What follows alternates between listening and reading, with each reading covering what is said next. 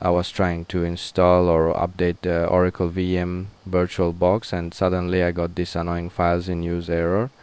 I clicked retry thinking it would fix itself. Nope, same error again. Clicked it another time and yeah, still stuck. And basically, even though VirtualBox looks close, one of its background processes is still running and blocking the installer from updating the files. So here's the fix.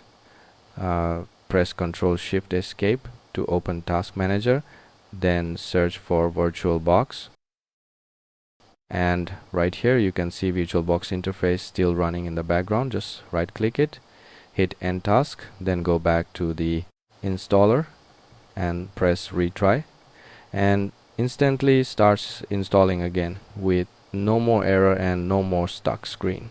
So yeah, if your VirtualBox install or update keeps getting stuck on the files in use error, this should fix it in like 10 seconds.